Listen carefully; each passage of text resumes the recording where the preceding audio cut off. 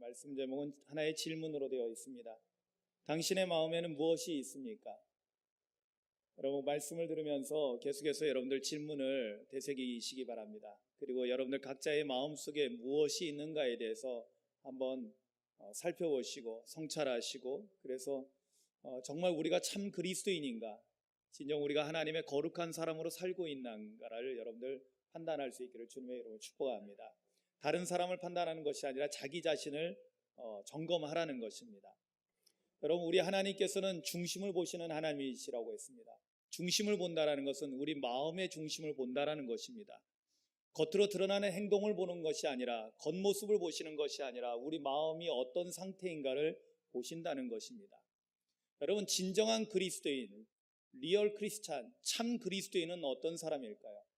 무엇이 그 사람을 진짜라고 확정해 줄 수 있을까요? 가장 분명한 것은 뭐냐면, 우리 안에 예수 그리스도가, 우리 안에 하나님이, 우리 안에 성령님께서 우리 안에 계실 때, 그것이야말로 내가 진정한 그리스도인이라고 나타낼 수 있는 확실한 증거가 된다는 것을 깨닫기를 주님의 이름으로 축원합니다. 왜냐하면 요한복음 1장 12절에 예수님을 믿는다라는 것은 영접하는 거라고 했습니다. 영접하는 자, 곧 그 이름을 믿는 자에게는 하나님의 자녀가 되는 권세를 주셨다라고 요한복음 1장 12절에서는 말씀하고 있습니다. 그렇습니다. 하나님의 자녀가 되는 권세를 얻었다는 것은 그 믿음이 인정됐다는 거예요. 예수님을 믿는 믿음을 인정받고 우리가 하나님의 자녀가 된 것입니다. 어떤 사람이요? 영접한 사람. 누구를 영접했어요? 예수님을 나의 구주로 영접한 거예요. 그래서 예수님은 어디 계셔요? 오늘 제가 찬양을 드릴 때 예배 시작하면서 우리가 드리는 찬양이 바로 오늘 전체 예배의 가장 핵심적인 주제가 된다고 그랬죠. 주님이 어디에 계셔요? 주님 내 안에 계셔야 됩니다. 아멘.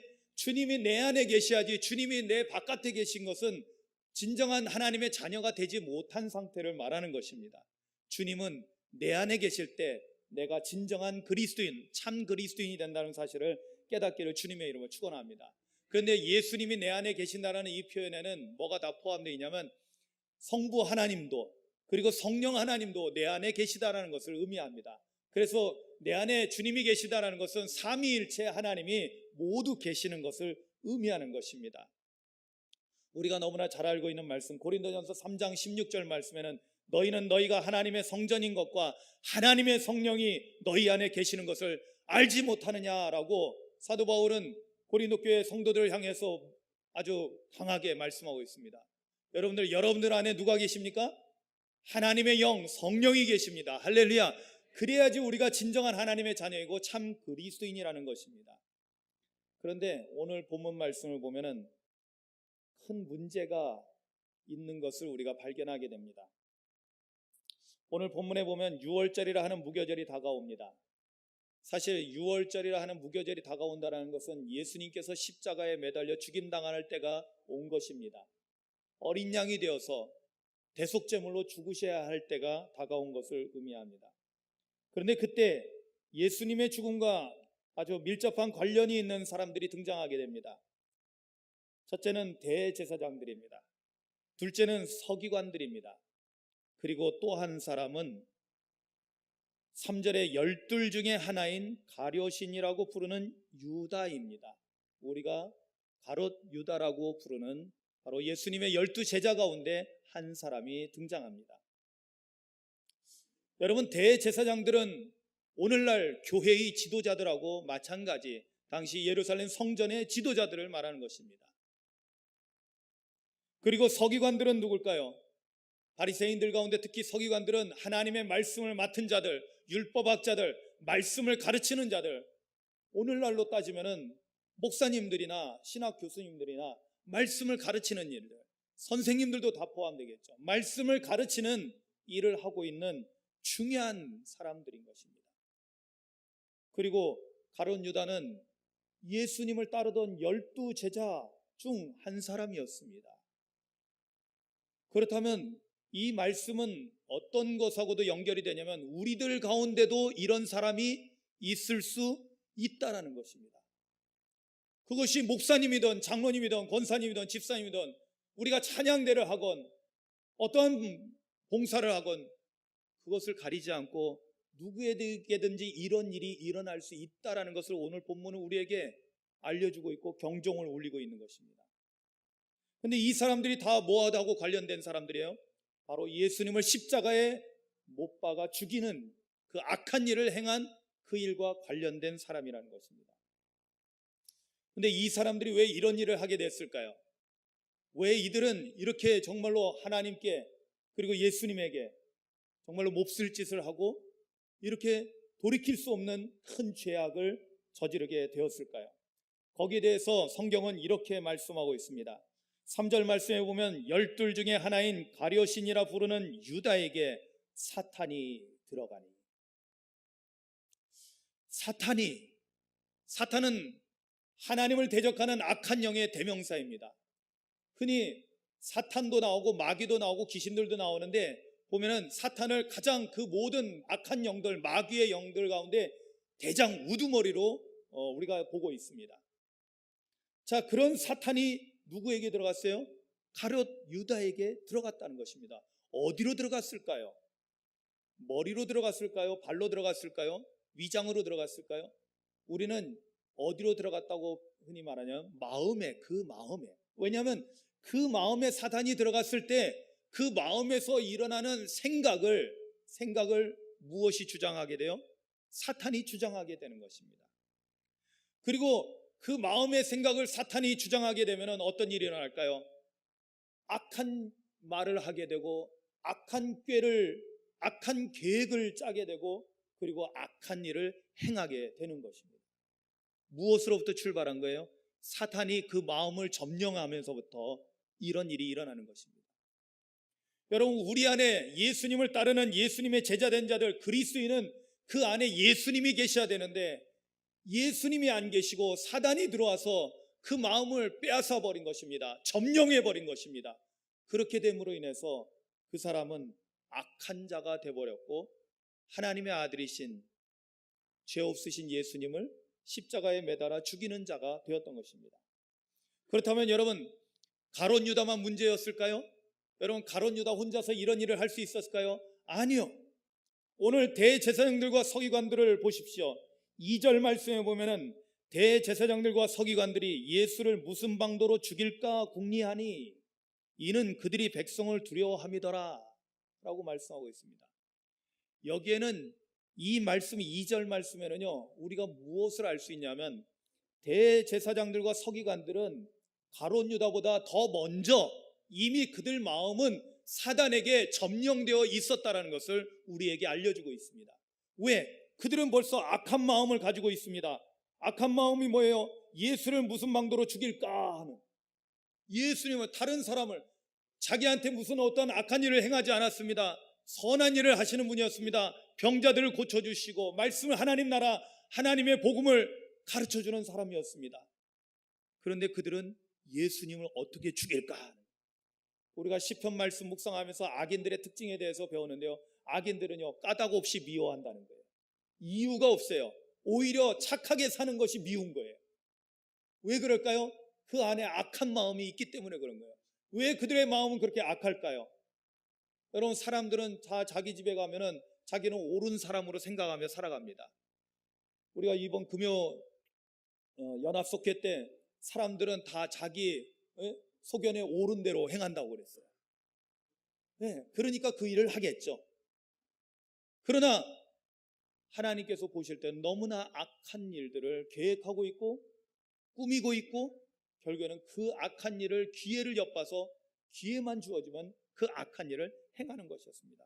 왜 그랬을까요? 이미 그들의 마음은 하나님의 선한 영이 아니라 악한 영, 사단의 영이 그들 마음을 사로잡고 있었기 때문입니다.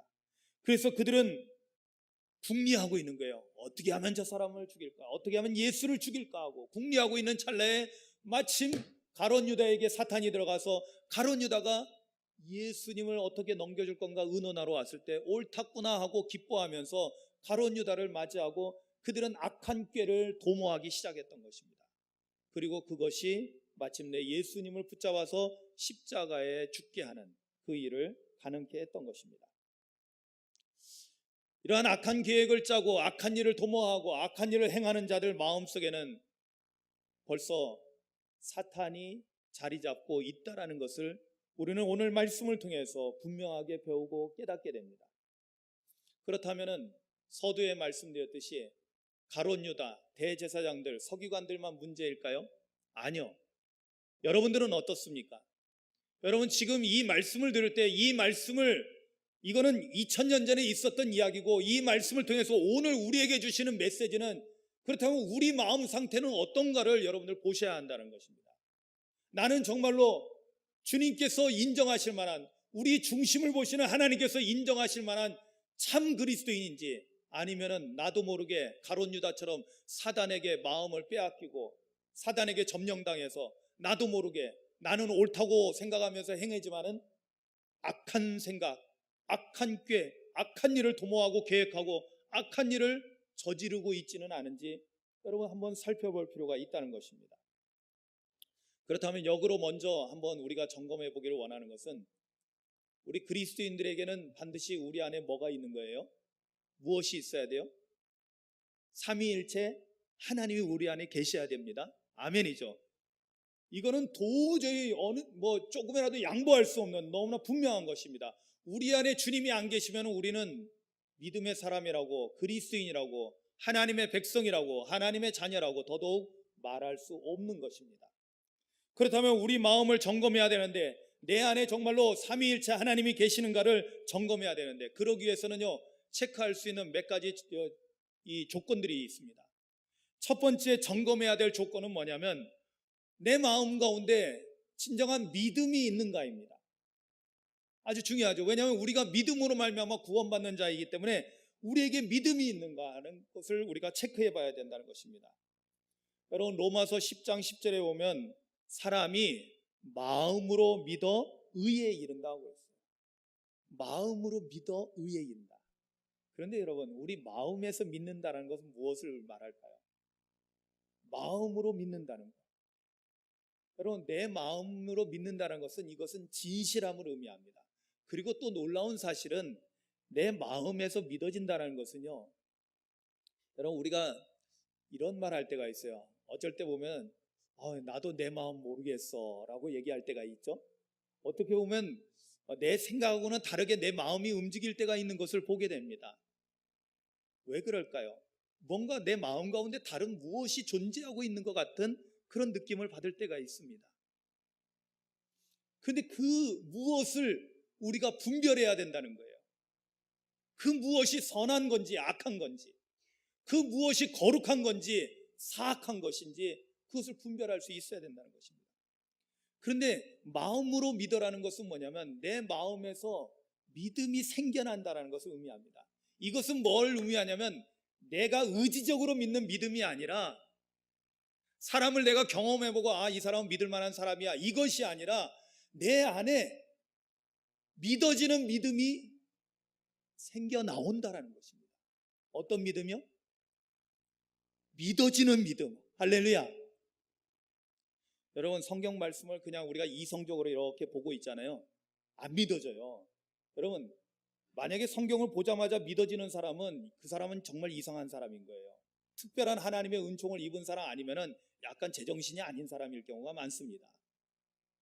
성경을 그냥 우리가 이성으로 보면은요 아직 은혜 받기 전에 성령 받기 전에 성경을 보는데 그게 믿어져요? 천만에요. 믿어질 수가 없습니다. 이상한 책이에요. 말도 안 되는 책입니다. 이성적으로 보면 볼수록 도저히 이건 이해가 안 되는 말도 안 되는 책입니다. 그런데 어느 순간인가 갑자기 성경 말씀이 한자 한자 한 절 한 절 믿어지기 시작하는 거예요. 할렐루야. 다 믿어지는 거예요. 태초에 하나님이 천지를 창조하셨다. 할렐루야. 아멘 하고 믿어지는 거예요. 이건 내 이성하고 다른 겁니다. 이거는 내 마음에서 믿어지는 거예요. 무엇인가가 나에게 믿음을 주고 있는 거예요. 근데 사실은 뭐예요? 우리가 이것을 성경을 통해서 깨닫게 되는 것은 뭐냐면 성령께서 주시는 믿음이라는 거예요. 아멘. 그것이 우리를 확증해 주는 거예요. 성령께서 내가 하나님의 자녀 되었음을, 내가 하나님의 거룩한 사람이라는 것을, 또한 성령님께서 우리 안에서 이러한 역사를 한다는 것은 내 안에 주님이 계시다라는 것을 확증해 주시는 것입니다. 에베소서 4장 13절에 보면 제가 굉장히 좋아하는 말씀이죠. 우리가 다 하나님의 아들을 믿는 것과 아는 일에 하나가 되어 온전한 사람을 이루어 그리스도의 장성한 분량이 충만한 데까지 이르리니 라고 말씀합니다. 그리스도의 장성한 분량이 충만한 데까지 이르리니 어떻게 해야지 이른다는 거예요? 그 앞에 하나님의 아들을 믿는 것과 아는 일에 하나가 되어 온전한 사람을 이룬다는 거예요. 이게 뭐냐면 믿는 것과 아는 것이 다 겸비되는 것을 의미해요. 이때 이 믿는 것과 아는 것이 겸비된 것이 지금 제가 말씀드리는 믿어지는 믿음, 성령님께서 우리에게 주시는 믿음을 말하는 거예요. 왜? 성령님은 하나님의 깊은 것까지도 통달하여서 알고 계시거든요. 그래서 하나님을 이론적으로 아는 것이 아니라 예수님을 그냥 그런 분이 있나 보다라고 지식적으로 아는 것이 아니라 내가 만나고 경험하고 체험하고 그분의 사랑을 너무나 우리가 분명하게 느끼고 경험함으로 인해서 알게 되는 것을 말하는 것입니다. 그러므로 인해서 우리에게 믿음이 생겨나는 거예요. 그래서 아는 것과 믿음은 별개가 아니라고 했죠. 아는 것과 믿음이 온전해질 때 믿어지는 믿음이 우리 안에 생겨나는 것입니다. 그런데 이 아는 것은 인간의 지식으로 알아지는 것이 아니라 바로 성령님께서 주시는 하나님의 지혜라는 것입니다. 요한복음 14장 20절에 예수님께서 제자들에게 떠나가시기 바로 직전에 이런 말씀하신 것이 있습니다. 그날은 언제냐면요, 진리의 영 보혜, 또 다른 보혜사이신 성령님이 오시는 날을 말하는 거예요. 그러니까 성령이 우리에게 오시는 그날을 말합니다. 내가 아버지 안에, 너희가 내 안에, 내가 너희 안에 있는 것을 너희가 알리라. 아멘. 예, 내 안에 주님이 계신다는 것을 누가 알게 된다? 내가 분명하게 알게 된다는 거예요. 그리고 분명하게 믿어진다는 거예요. 할렐루야. 그래서 우리 안에 믿음이 있는 것이 확증이 되는 거예요. 그런 사람은 분명한 그리스도인이고 주님과 함께 동행하는 삶을 살아가고 있는 것입니다.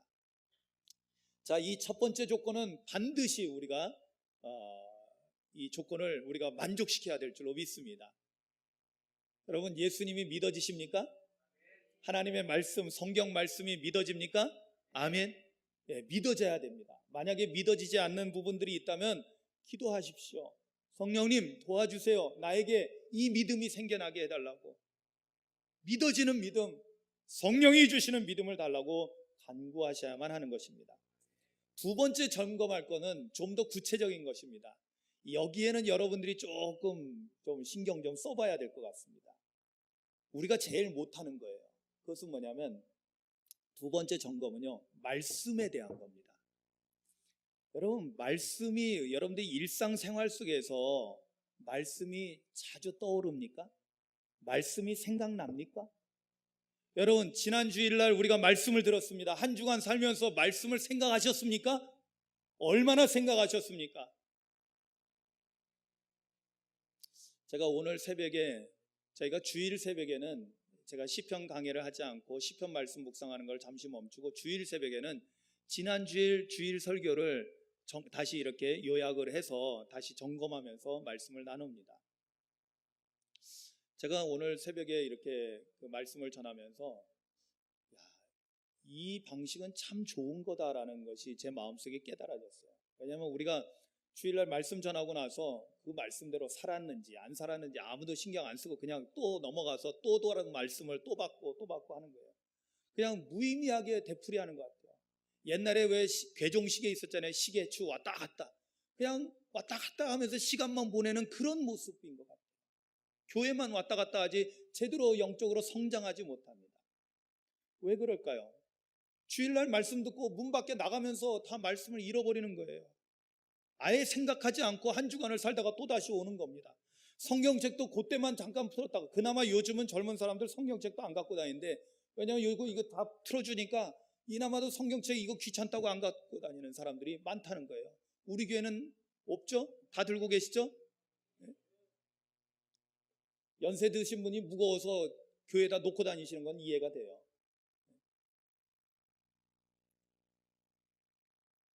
그런데 말씀을 우리가 듣고 그 말씀이 예수님이시고, 여러분 요한복음 말씀에는 말씀이 육신이 되어 우리 가운데 거하시는 분에 대해서 말씀할 때 바로 그분이 뭐냐면 육신으로 오신, 말씀이 육신으로 오신 우리 주 예수님을 말하는 것입니다. 말씀이 내 마음 가운데 있다면은 우리가 살면서 어떤 일이 일어날 때마다 말씀이 떠오르게 돼 있어요. 말씀이 생각나게 돼 있어요. 그래서 내가 이럴 때는 하나님 말씀이 이러니까 이렇게 해야지라고 내 어떤 판단이 말씀의 근거에서 이루어지게 되는 거예요. 그리고 내 생각과 행동이 말씀의 근거에서 움직이게 돼 있어요. 그런데 주일날 말씀은 들었는데 그 다음에 말씀은 전혀 생각하지 않고 한 주간 동안 내 생각대로 살아요. 내 마음대로 살아요. 그러면 그게 무슨 주님입니까? 그리고는 우리는 또 말은 하죠. 주님, 나를 도와주세요. 나와 함께 해주세요. 내가 주님을 모시고 가지 않고 주님은 교회에다 버려두고 나 혼자 갔는데, 여러분 예수님께서 말씀에 대해서 굉장히 중요한 말씀을 우리에게 해주신 것이 있어요. 요한복음 15장에 보면 우리가 잘 아는 포도나무 비유가 나오는데요, 이때 예수님께서요 너희가 내 안에 내가 너희 안에 라는 이런 표현을 계속 쓰다가 갑자기 7절에 가서는 그것을 내가 너희 안에를 이렇게 말씀하십니다. 너희가 내 안에 거하고 내 말이 너희 안에 거하면 무엇이든지 원하는 대로 구하라. 그리하면 이루리라. 할렐루야. 내가 너희 안에 거하는 것을 이제는 뭐라고 바꿔서 말씀하시냐면 내 말이 너희 안에 거하라. 즉 예수님의 말씀이 우리 안에 있어야지 된다는 거예요. 그럴 때 우리가 그것을 가지고 기도하는 것이 응답되어지고 이루어진다는 거예요. 할렐루야. 우리는 앞에 거는 신경 안 쓰고 자꾸만 뒤에 것만 신경 써요. 무엇이든지 원하는 대로 구하래. 주님 로또 복권 당첨되게 해주세요. 그게 아니라니까요. 그 앞에가 이루어져야 되는 거예요. 무엇이? 주님의 말씀이 우리 안에 있어야 된다는 거예요. 그래서 내가 생각하고 말하고 하는 것이 말씀의 근거에서 나와야 된다는 거예요. 그냥 내 생각대로 하는 것이 아니라. 여러분 내 생각대로 하면은 하나님 앞에 범죄하기 딱 십상입니다. 여러분 내 생각대로 살면은 하나님 말씀에 순종하는 삶을 살까요? 불순종하는 삶을 살까요? 백발백중입니다. 이것은 내 생각대로 살면 하나님 말씀에 불순종하는 삶을 살아요.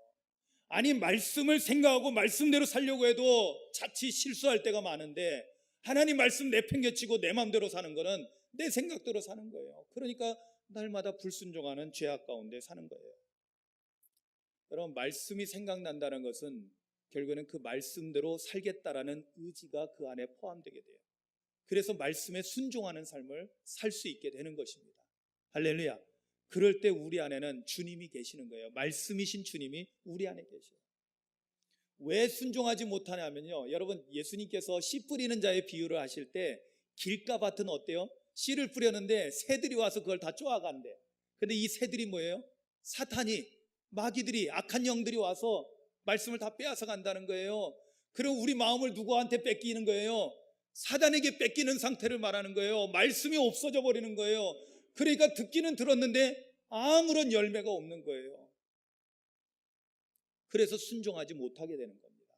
말씀을 아는 게 있어야지, 기억나는 게 있어야지. 말씀은 까마득하게 잊어버리고 살아가니까, 그러니까 우리가 불순종하게 됩니다. 또 하나 굉장히 여러분 주님과 좀 친해지기를 원하십니까? 아멘. 주님과 친해지는 게 여러분들 신상이 아주 좋습니다. 왜냐하면 주님과 친해지면은요, 주님과 교통이 잘 되면은요, 주님이 내 사정 너무나 잘 알고 계시고, 내가 힘들고 어려울 때 주님 앞에 언제든지 가서 이야기하면 주님께서는 나를 꼭 안아주시고 내 이야기를 다 들어주시거든요. 할렐루야. 이렇게 좋은 친구가 어디 있어요? 그런데 주님과 친해지려면 어떻게 해야 되는 줄 아세요? 여러분 사람과 사람 사이에서도 친해지려면 어떻게 해야 돼요? 자주 만나고 자주 이야기를 나누고 마음을 통해야 됩니다. 그럼 어떻게 해요? 우리 주님하고도 자주 만나고 자주 대화하고 마음을 통해야 되는 거예요. 근데 그러려면 어떻게 해야 될까요? 말씀이 매개가 돼야 되는 거예요. 그냥 되는 게 아니에요. 말씀이신 주님이 우리 가운데 계시고 내가 그 말씀이신 주님과 자꾸 대화를 나누는 거예요. 여러분 기도가 뭐라고 했어요? 지난주에는 기도가 쉼이라고 했는데 여러분, 내가 사랑하는 사람, 좋은 사람하고 이야기하면요 1시간, 2시간, 3시간, 4시간 얘기해도 힘들지 않습니다. 사랑하는 사람하고 얘기하면 오히려 에너지가 더 나와요. 그런데 정말 싫은 사람하고 얘기하고 있으면요 너무나 에너지가 소비되는 것을 경험합니다. 여러분, 주님과 마음속의 대화를 많이 나누시기를 주님의 이름으로 축원합니다. 그게 말씀이 우리 안에 있을 때 그것이 가능해지는 거예요. 말씀이 우리 안에 있으면 내 안에 누가 계세요? 주님이 계신 거죠. 그래서 우리가 마음에서 대화가 가능해지는 거예요. 그래서 침묵 기도가 가능해지는 거예요. 여러분, 침묵 기도는 아무것도 안 하고 있는 게 침묵 기도가 아니라 사실은 이 침묵 기도를 하는 이유는 주님의 음성을 듣기 위함입니다. 내 말만 하고 일방통행이니까 주님과 대화가 안 되는 거예요. 여러분 보세요. 와서 자기 혼자만 자기 할 말만 하고 가는 사람은 무슨 교제가 됩니까? 교제가 안 되는 거죠. 그런 사람 보면 아주 그냥 도망가고 싶어요. 그죠? 와서 자기 말만 하는 사람. 근데 주님하고도 마찬가지예요. 주님과 대화가 되려면은 주님의 말씀을 매개로 내가 주님의 음성을 듣고 나도 주님께 말하고, 그래서 서로 교통이 되고. 할렐루야. 여러분 마음 가운데 말씀이 있는가? 한 주간 살면서 한번 지난 한 주간만 여러분들 생각해 보세요. 지난 한 주간의 삶 속에서 여러분들 말씀을 얼마나 생각하셨습니까? 얼마나 여러분들 삶 가운데 말씀이 떠올랐습니까?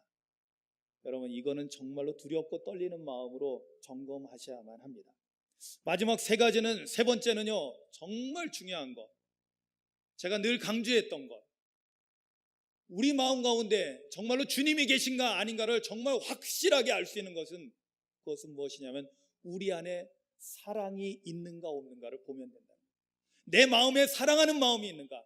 여러분, 교회 올 때도 사랑하는 마음으로 오는가? 목사님을 만나도 사랑하는 마음이 생기는가? 찬양을 해도 우리가 사랑하는 마음으로 하는 건가? 귀찮은데 어쩔 수 없이 하는가? 사랑하는 마음으로 하는가? 여러분 점검하셔야 됩니다.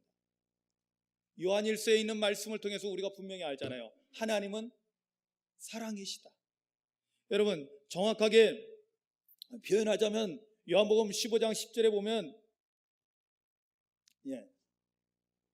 내가 아버지의 죄송합니다. 말씀이 4장 16절 말씀에 하나님이 우리를 사랑하시는 사랑을 우리가 알고 믿었느니 하나님은 사랑이시라. 사랑 안에 거하는 자는 하나님 안에 거하고 하나님도 그의 안에 거하시느니라. 아멘. 하나님은 사랑이시기 때문에 사랑하는 자 안에 하나님이 계시다라는 거예요. 아멘이죠. 그러니까 내가 사랑하는 마음이 충만하면은 지금 사랑이신 하나님이 내 안에 충만하게 계시는 거예요. 가장 좋은 확증입니다. 그런데 사랑하는 마음이 없어지고 짜증나고 실증나고 괜히 까닭없이 미워지고, 이것은 무엇을 우리에게 알려주는 거냐면요, 지금 주님이 내게서 약해지고 오히려 지금 사단이 내 마음을 지금 슬슬 갉아먹고 있다는 것을 우리가 깨달아야만 합니다. 왜냐하면 사단에게 마음을 점령당한 사람들의 특징들은 그 안에 그 마음 가운데 사단이 자리 잡고 있게 되는 사람들의 특징에는요 이것과 반대되는 일들이 일어나거든요. 처음에 우리가 믿음이 있어야 되는데 믿음이 없어요. 믿음이 없다라는 것은요 평안함이 없는 거예요. 왜? 믿는 데가 없으니까 평안함이 없는 거예요. 그래서 두려움이 큽니다. 오늘 대제사장들과 서기관들이 예수를 묻은 방도로 죽일까 궁리하니 이는 그들이 백성을 두려워함이더라 그랬어요. 사람들을 두려워하기 시작해요. 하나님은 경외하지 않고 하나님은 두려워하지 않고. 왜? 안 보이니까. 사단이 속이는 거예요. 하나님 안 보이게 하고 오히려 사단은 사람들을 두려워하게 돼서 사람이 좋은 일을 하게 하는 거예요. 하나님 좋아하시는 일이 아니라. 이런 두려운 마음이 생기는 거예요.